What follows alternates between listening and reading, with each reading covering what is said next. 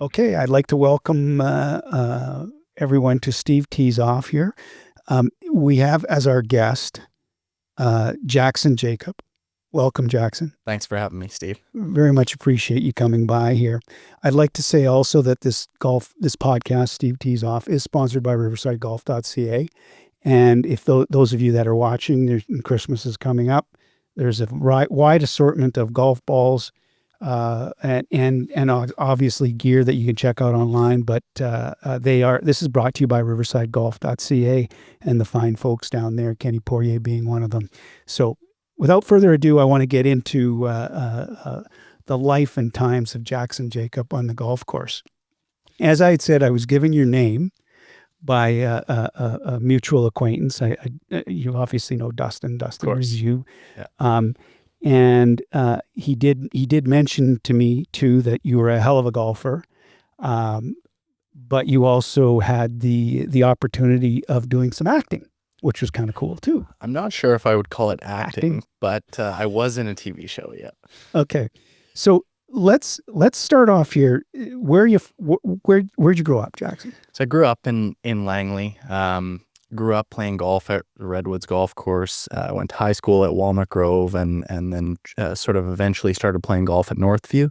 Northview's been my home for the majority of my competitive golf career and life, and met a lot of the coaches that I still work with today there. I've had a lot of great friends that I've met through Northview over the years, and as I've turned professional, I've started spending time more down south in Arizona, traveling for events more, but it always still feels like home to come back to Northview and have such an amazing place to practice and train there. So your junior golf, when did you play in your first tournament? I think my first ever tournament, well, first I played some junior member tournaments at Redwoods, which was really where I kind of cut my teeth and learned about what competing in golf was like. But my first tournament outside of Redwoods was I want to say it was 2012 BC Bantam at Qualicum Beach Memorial Golf Club. So that would have been my first tournament out there. And what do you remember of that?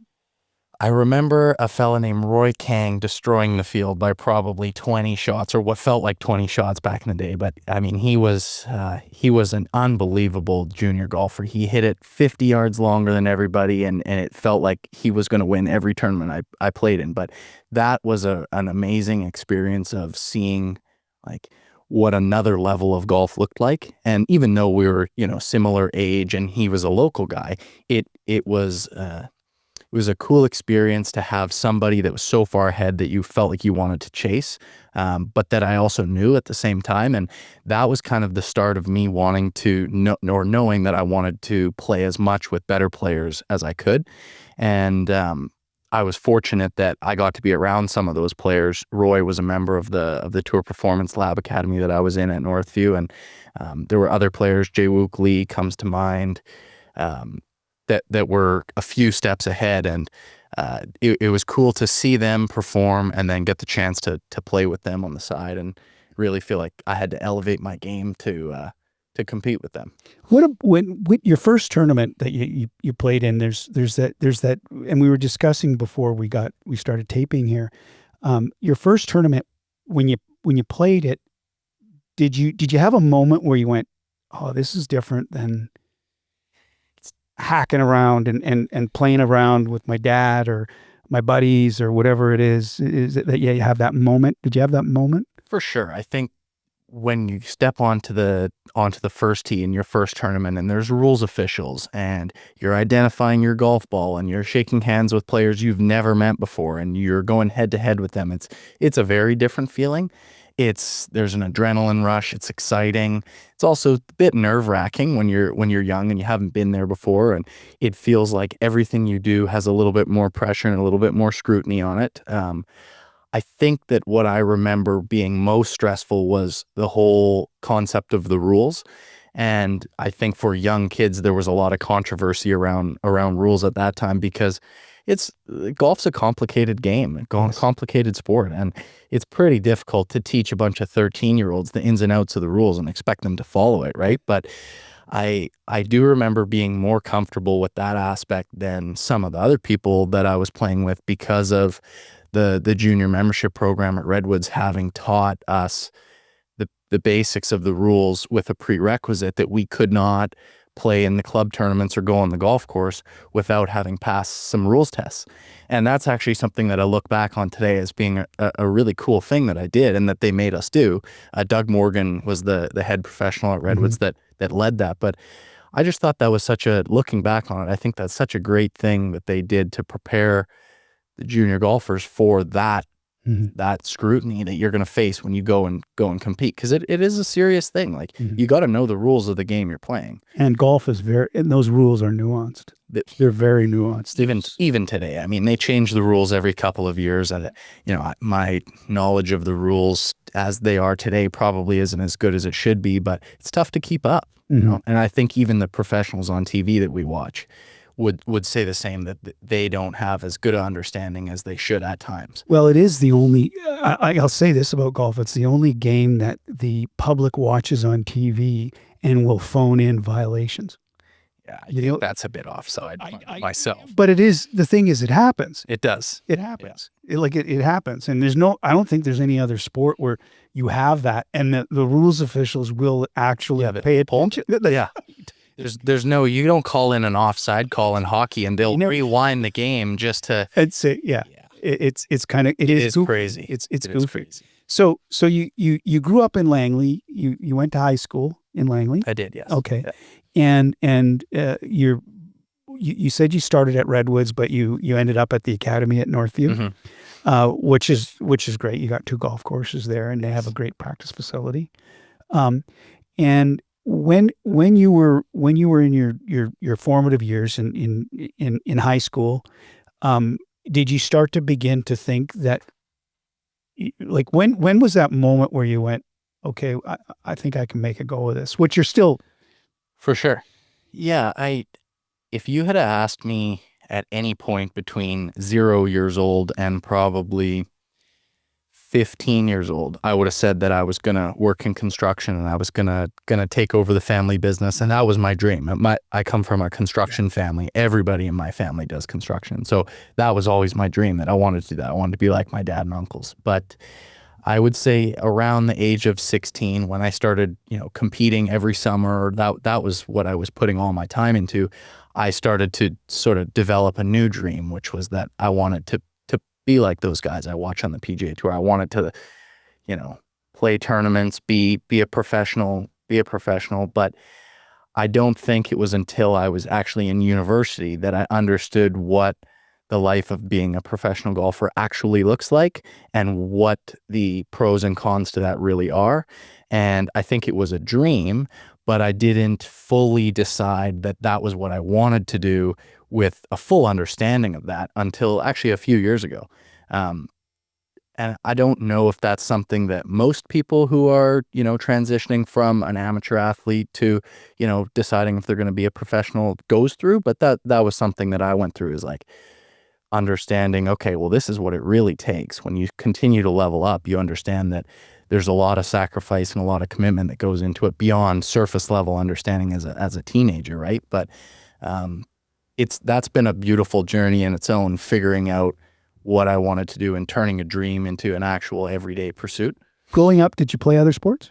I played a little bit. I dabbled in other sports. I played a little bit of football, mainly recreation. I didn't play a lot of team sports. I got into golf around age 11, 12. And so by that time, I was putting most of my time into it. So the team sports, it was kind of one or the other. And I chose to stick with golf. Well, golf is unique too, in that there's a lot of the team sports, especially here in Canada, when we talk about hockey, you're getting hit. Yeah. You're playing football, man, you're getting smoked.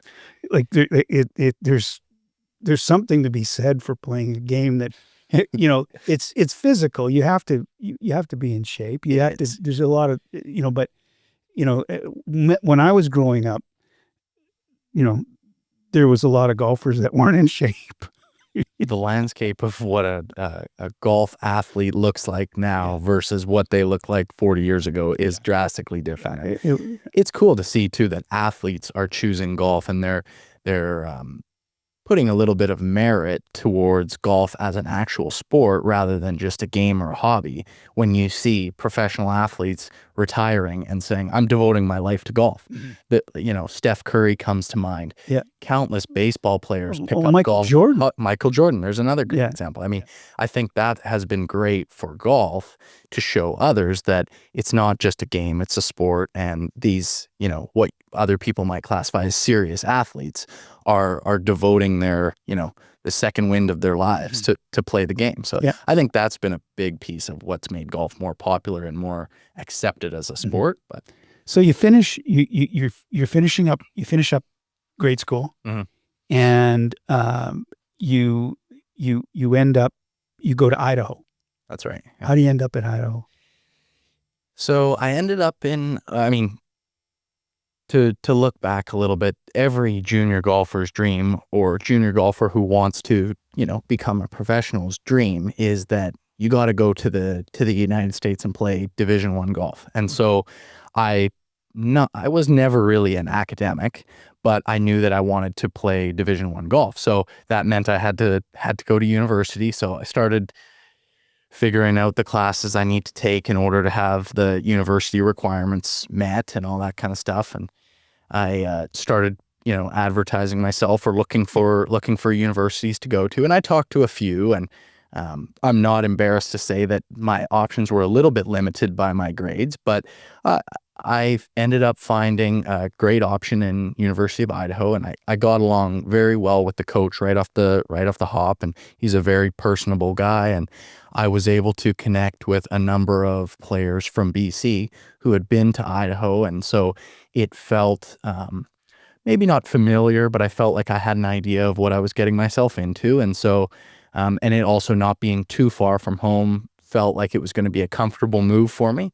And so I ended up landing there, and it was a fantastic experience for me to go down there and compete at that level. And I eventually ended up coming back to Canada and playing at University of Fraser Valley, which I'm very grateful for that opportunity as well. I don't think I would be the golfer and the person and the professional that I am today if it had not been for that experience. And I think that that's something that I often share with people, is that they maybe don't realize the value in that experience that I had in my life playing at UFV. On the surface, it seems like continuing and finishing at a Division I school would have been a better opportunity. I don't necessarily see it that way, but what precipitated that transition? That COVID was part of it. Also, trying to figure out what I wanted in terms of my development, the things that I thought were going to be important to me. I started to realize that some of the ways that I train and the ways that I learn the game and practiced and develop my skills, I might have better access to continuing those methods and that path by coming back home and having more ownership over what I was doing with my development. At the time, that was a bit of a challenge because it required me to take ownership. It required more discipline than maybe I needed to have to be successful at Idaho, where there was more structure, more, you're required to be here at this time for this training session and blah, blah. Whereas at home at UFV, there was more free time, where I had to then say, okay, this is what I'm going to do at this time. I'm going to see this coach, or I'm going to do whatnot. But it was definitely better for me and my development to have to go through that process of being more disciplined on my own time, figuring out what methods and what ways of practice and coaching and development, what practices were gonna work for me, rather than fitting myself into somebody else's mold. Now that may not have worked for everybody else, but I think over the long run, it worked out better for me. Mm-hmm. And the thing that this is, we're in the lower mainland of British Columbia. If you're going to play golf and attempt to play golf year round, this is it. It is a good spot. It's a good spot. It's not always pretty. Yeah, it's not always pretty, but you can hold a club all year. That's right. That's true. And if you can deal with a little bit of soggy grass and that kind of thing, you can get out and the elements there. However, we were talking about the fellow from Winnipeg that's in Mississauga, who taught himself how to golf in Winnipeg in the dome. There's an indoor dome year round, and ended up going to Mississauga, didn't go to school. And I believe he's either on the Corn Ferry or he's made the Corn Ferry. Or Are you talking about Sidarshan? that is that Could be. could be. So Yeah. there's a Canadian fella named Sidarshan. I believe he has a PGA Tour card for this upcoming season. There you go. So that's pretty impressive. It is very impressive, considering I know that dome, and it's not the most pleasant place to go and hit balls in the wintertime when it's really, really cold out. But the thing is that you can do it. And that serves as it's motivation. It should be motivation, that you don't have to take the traditional path that everybody takes. So it's a great story. When you were at, how long were you in Idaho for? I was there 1 year. 1 year, and then you came back to University of Fraser Valley. COVID also forced that issue a little bit. So that COVID hit towards the tail end of my first year, and it basically locked our whole schedule down. And it was pretty imminent that there was going to be no schedule the following year, or not much of a schedule. And so it forced the issue a little bit. And at the time, I probably made a quick decision out of trying to figure out what was going to happen the next year, but it ended out working well. So you went to the University of Fraser Valley. That's right. And you played, and you won there, didn't you? Didn't you win a? I won a bit. Yeah, you won a bit. You won the big one. You won in, was it Fire Stick? Fire Rock. Fire Rock. In London, Ontario. In London, Ontario. Yeah. You won that championship there. The Golf Canada Canadian University Championship. I won there at Fire Rock, and that was pretty impressive. It was an amazing accomplishment, and it was really capped off. Like, looking back on my university golf career, I'm not sure I would have felt as good about my career as I do without that win. And it was a really special accomplishment. It was one I got to share with my teammates and with my coach Aaron Pauls, and I think that was quite a defining week or month or time for me, because it really showed me and added to the confidence that I had that I could compete at a high level. And even today, it's something that I tap into to remind myself that I can do it. And golf's a tough game. I mean, you have to ride the highs and lows, and more than highs, you have a lot of lows.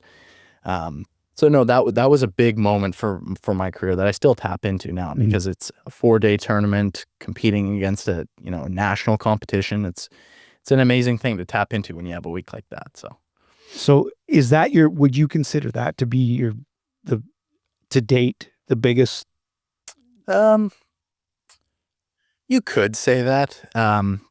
I also think it's an amateur competition, so I mean that it was probably my biggest win in terms of coverage and attention, but I would say that I'm probably more proud of wins I've had as a professional. There's only 2 of them, but I'm more proud of those because I think that maybe smaller field or whatnot, there's still a different aspect of winning as a professional that maybe isn't the same when you're an amateur. Yeah.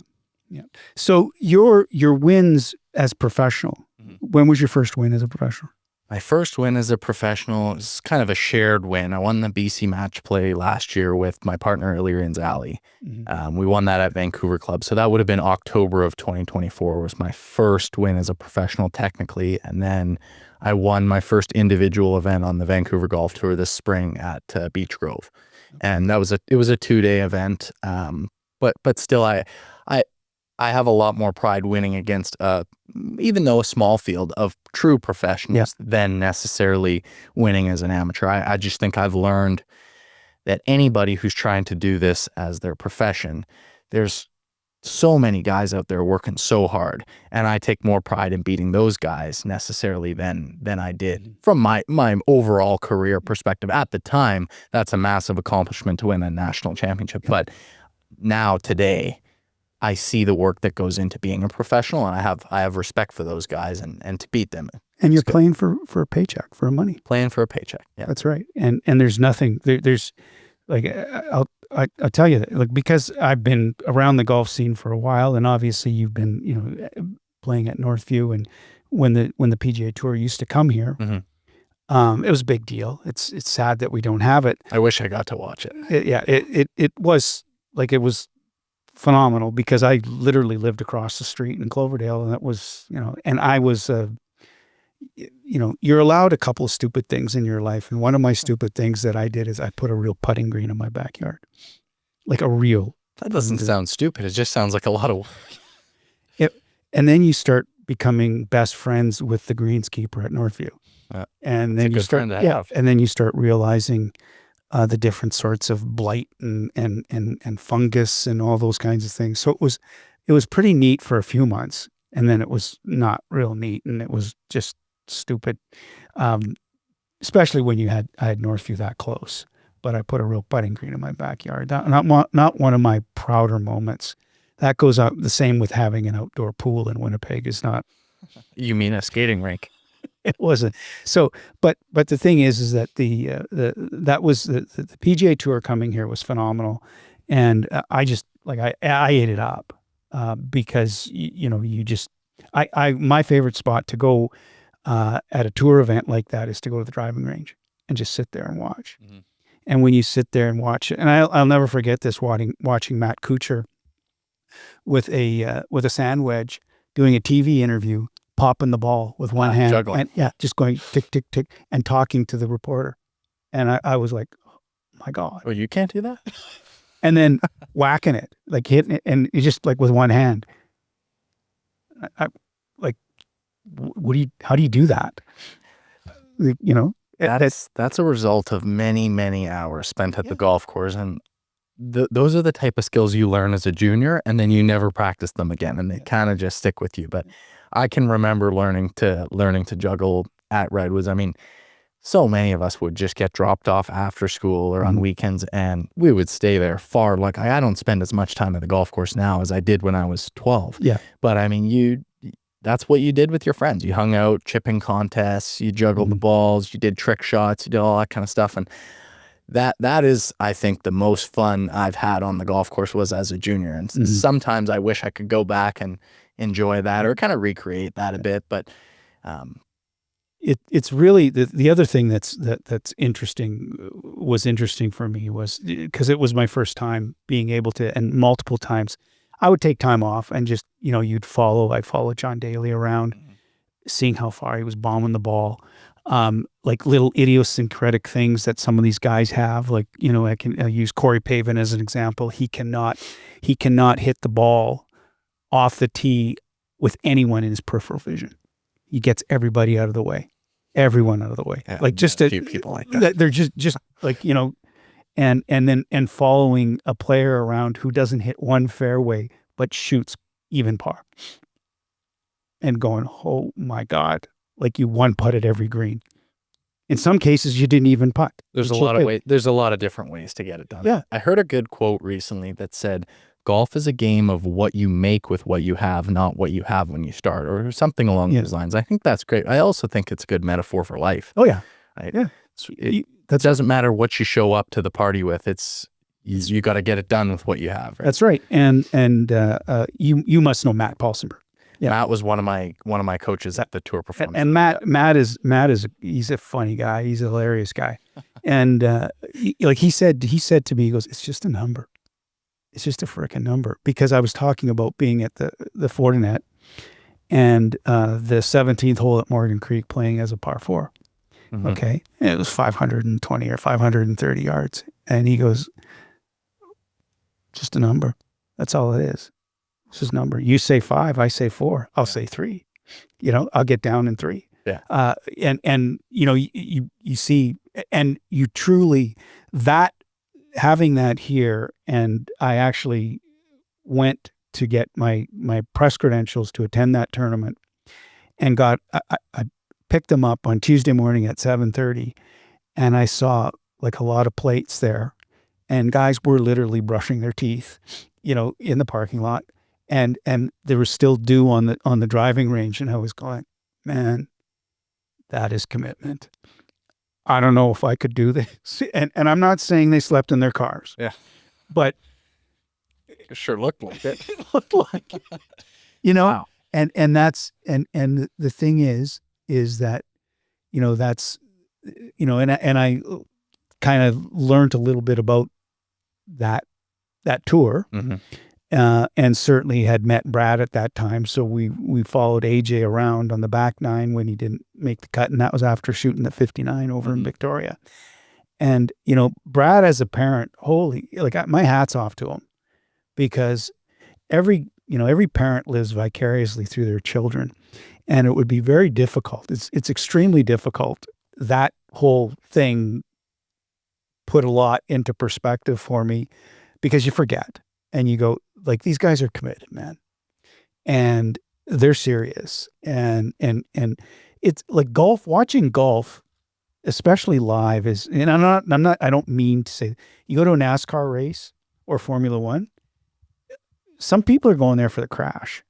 They enjoy seeing the meltdown. Yeah. They enjoy seeing, because there's pressure. There's a lot of pressure.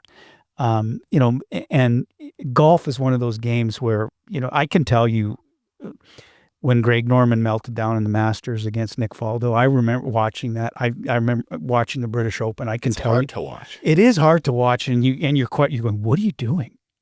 Like, what are you doing? Put the driver away. It's not always that clear in the heat of the in the heat of the moment, and that's what makes the game wonderful, is because you're there. And talking about that, though, thoughts on the Ryder Cup? I thought it was fantastic to see Europe win.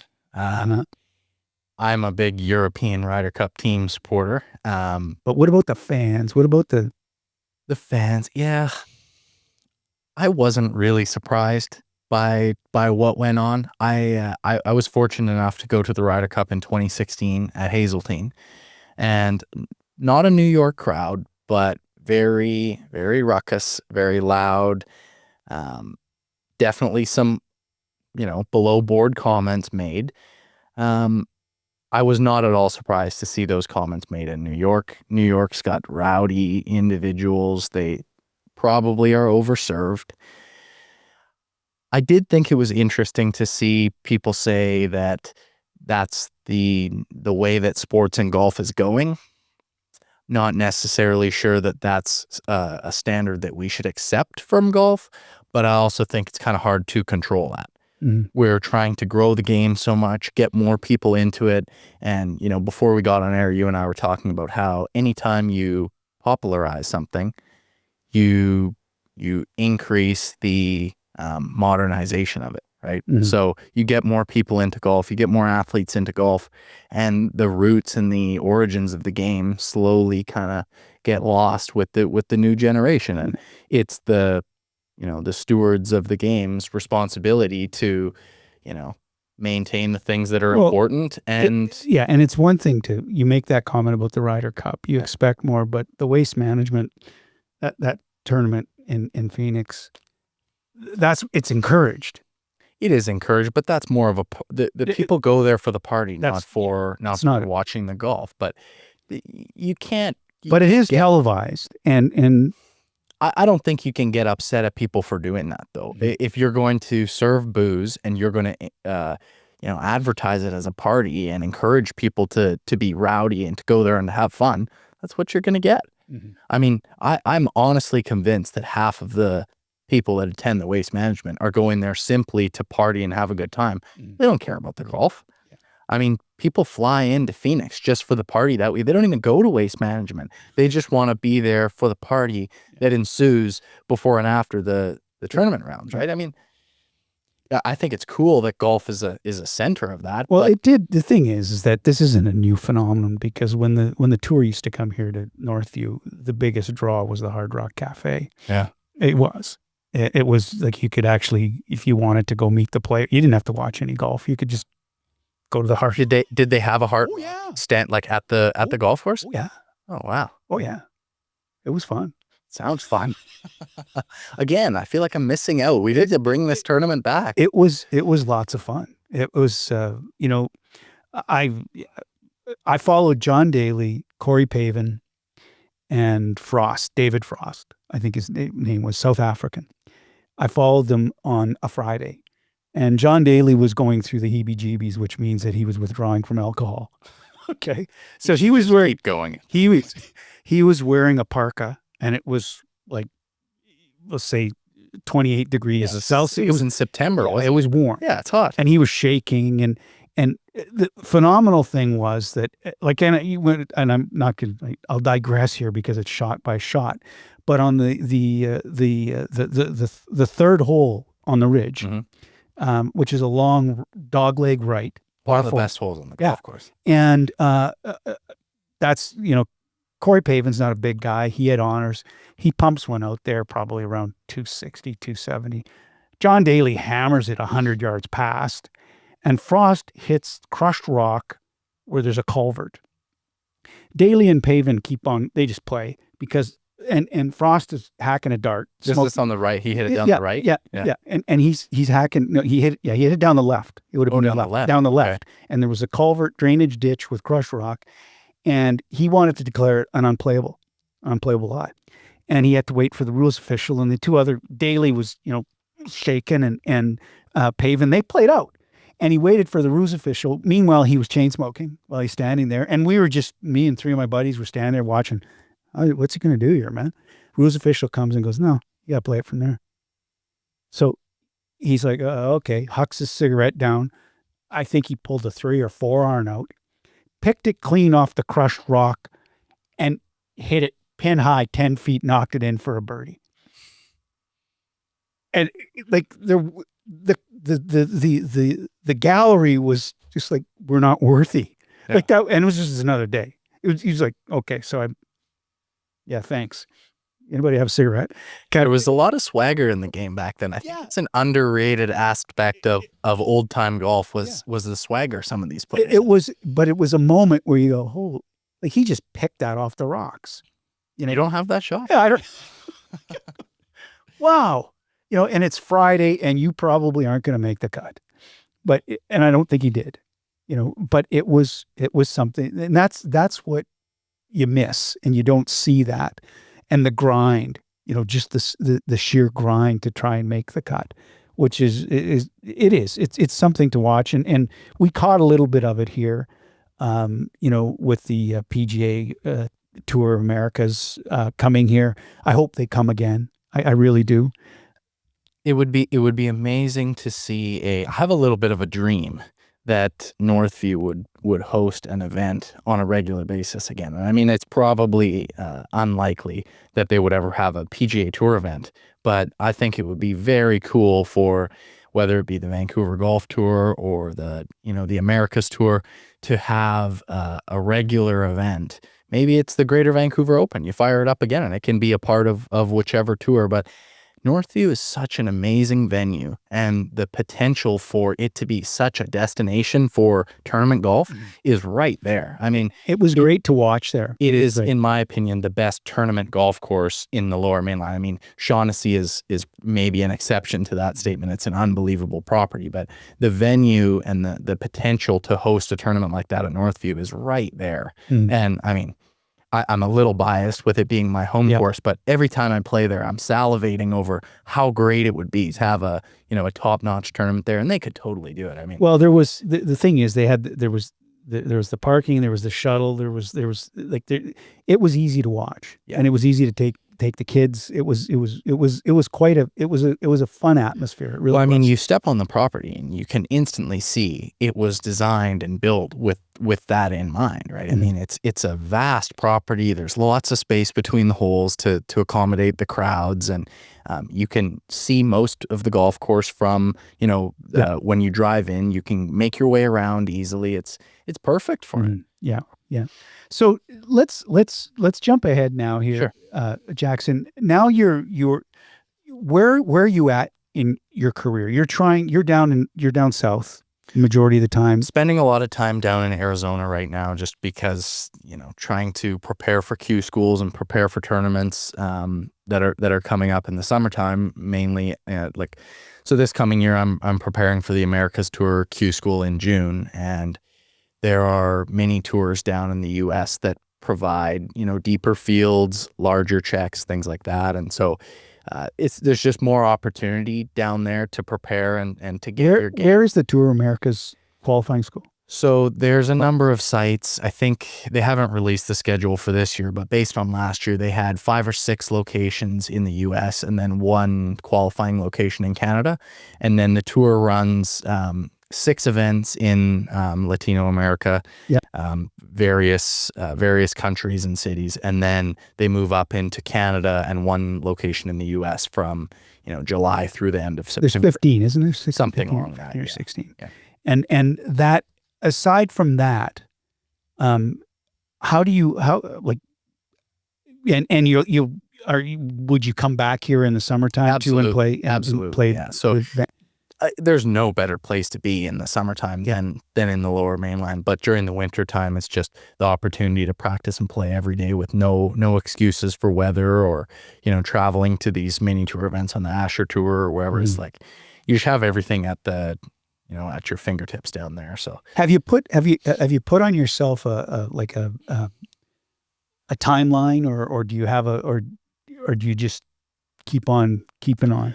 No specific timeline. I mean, I've learned, and I believe one thing to be true about being successful at anything, and my dad has taught me this about business, is that there is no get rich quick scheme in anything that you do. And I think you can look at that with golf as well. As there's a little bit of an expectation that if you're going to make it in professional golf or professional sports, that you need to get off to a hot start and you need to be the first round draft pick, or you need to get your tour card right out of high school or out of university. But I actually don't believe that to be true. I mean, like I said, there's no get rich quick scheme and there's no quick path to the PGA Tour. Obviously, at a certain point, you have to be realistic about where your career trajectory is going. But it's a slow progression and a slow grind. And I think that if you really want to make it and make a career out of it, you have to be realistic with the fact that you might face a few years of slow, gradual improvement. And I think that's what sets apart people who are actually going to make it and be successful in golf or business or whatever, is the ability to endure those years of the grind and the sacrifice with little to no payback. That's tough. That's a tough thing to weather, but that was kind of what I was talking about or alluding to before, with you have the sexy dream as a junior that you're going to go play Division I golf and then you're going to go to the PGA Tour, and it's all sunshine and rainbows. But as you get older, as you face some of that tough competition and you have some of those highs and lows, you have to realize what all comes with that dream, the sacrifices that are made. And that was what that was what I was referring to when I said I had to figure out if that path was really what I wanted to do and what I wanted to pursue as my dream. So to answer the question, I don't have a timeline, but I also realize that it could be a few years, but I'm committed to that grind, however long it's going to take, because I've accepted this to be my challenge and my journey, and I'm going for it. So, and the thing is that it is, we brought this up numerous times: is golf a metaphor for life, or is life a metaphor for golf? Right? Because it is a grind. Life is a grind too. It is. And one of the big things, and I learned this a long time ago, is showing up. Okay, you're going to show up. You got to bring. You never know when you're going to get your lucky day. But That's if right. you don't show up, you won't show get that up. lucky You're not day. going to get it. Yeah. You're not. It's certainly not going to come. And the other thing that I've said to the kids, when you start any sport, whatever it is, and the reason I'm a big proponent of sport is because it is a metaphor for life. Because sometimes you can do everything just perfect, and it still ends up shitty. It's true. Okay, so I would say, why not you? Why not you? Okay, and you go and so you as long as you're prepared to show up, you're prepared to do the work, because nothing ever does come easy. We were talking and you were asking about my background. I've been successful in a business perspective because I'm too stupid to know to accept failure. I mean that. Like, the biggest misconception people have is that they actually think I know what I'm doing. Anybody who's successful at anything has a level of tenacity. And tenacity, I think, is a secret ingredient to success. If you can weather the storm, if you can be the tin roof when things aren't going well, you'll eventually get there. Yeah. And you know, the thing is that you've got to, you know, the gray hairs on the side of my head provide a little bit of wisdom. You know, and I always there's a Jack Nicklaus quote, which I remember because my father used to subscribe to Golf Digest. That was the Bible for him, and he would be changing his swing every month when the magazine would come. And Jack would say, you know, you look at a shot, and if you can't make it 7 or 8 out of 10 times, you don't try it. And I look at a shot and go, if I can make this 1 out of 10 times, which is the wrong attitude, which is probably why I'm a hack. But the thing is, when you do make that shot, 1 out of 10, yeah, keeps you coming back. Ooh, yeah. Whoa, look at that. Look at me. Yeah. You know. So the last thing before we wrap this up here is that you were in stick. How did that happen? So I was thinking about this on the way over here, and because I knew you were going to ask that, and I was wondering, how did it come about? And I think how it presented to me was that Nathan Leonhardt reached out. Nathan Leonhardt's a local golf professional, and he somehow got set up to be the golf consultant for the show. And he reached out to me with a role that they were trying to fill. And I guess he decided that I suited the role very well. And he reached out to me and said, hey, I got this opportunity. And I said, yeah, who's going to turn that down? It's a pretty cool sounding opportunity. And I knew nothing about what I was getting myself into at the time. And I mean, like I said, I wouldn't call what I did acting. The role was pretty tailor-made for me. So that was good. But it was a pretty cool experience to see how, you know, the actors in Stick are very young. They're at the beginning of their careers. You could draw similarities between the level that me and some of my peers are at trying to pursue professional golf and the level that they're at pursuing, you know, their acting careers. And I would say they're a level ahead of where I'm at. I mean, they're, you know, starring in Apple TV shows and stuff like that. But nonetheless, it was very cool to see young professionals in a totally different field and see similarities in their passion for their thing, their area, and the sacrifices and the commitments that they're making to pursue their dream or their passion. And it like I said before, if you want to be successful at anything, there are sacrifices and hard work that goes into it. And there's no high level profession in the world. This is one of the things I learned. There's no high level profession in the world that you just show up and naturally works out for you, you're naturally great at. Actors work really hard at their craft. But yeah, so Nathan Leonhardt reached out and he had this role in mind, and they passed me off to the casting crew, and I ended up getting selected, and that was kind of it. What surprised you the most though about being on set and being part of that? Like, what was the biggest surprise? I know you just went through how serious everybody. So that was a big surprise and a really cool learning experience for me, was the professionalism behind the acting career. The most shocking part was, I don't know if I would call it waste, but the gruesome workforce and supplies and equipment and everything that goes into shooting 30 seconds of film. You've got 50 people on site, 20 trucks, the equipment is unbelievable, and they set it all up, you shoot for 30 seconds and they tear it all down. And there's, you know, they go to extreme lengths to make the talent, they call it on set, anybody who's in the shot, feel like $1 million. And that's pretty fun. But I hardly deserve the treatment that I was getting being on set as, you know, Tom Caruso was my character's name. But it's amazing what all goes into that industry. And I mean, they must make a lot of money if they're spending that much money on, you know, on those productions. But it's a very interesting industry, I'll put it that way. And you got to meet Owen Wilson. I did, yeah. What'd you think of him?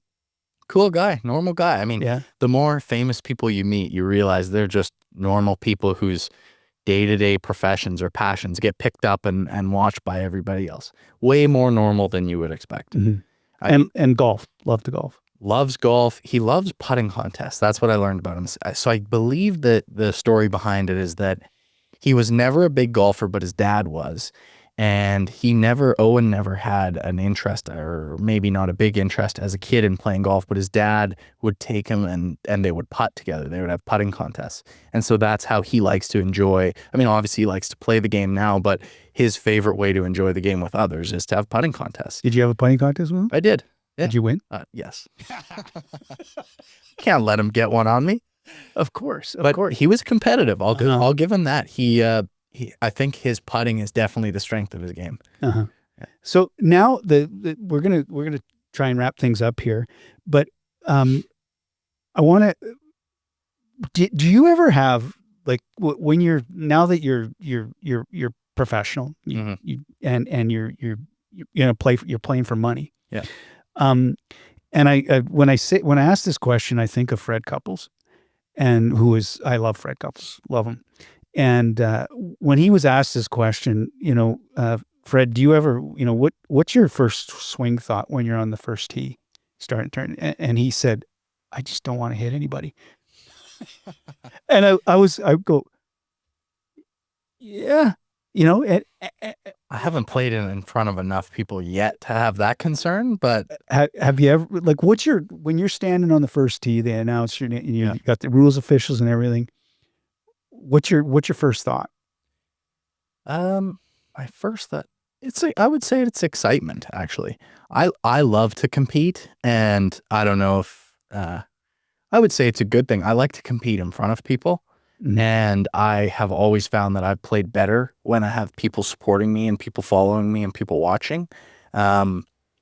And I don't naturally have a fear of losing or a fear of doing something wrong. It's more of an excitement. I want to hit the great shot. And actually that sometimes has been an Achilles heel of mine, is I want to hit the hero shot, or I want to do the thing that somebody else can't do. But that would probably, it's an excitement thing for me. I love to compete. But it's a calmness, though, too.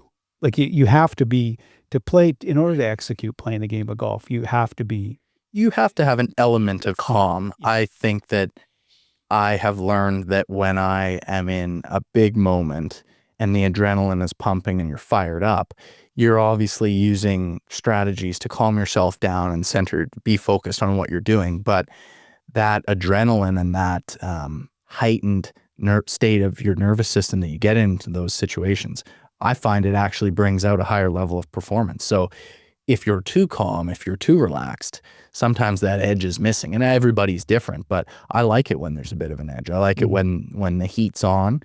You have to use some of those skills that you have to remain calm and to be cool or to be focused. But turn the heat up, man. I like it. Okay, cool. So on closing things down here,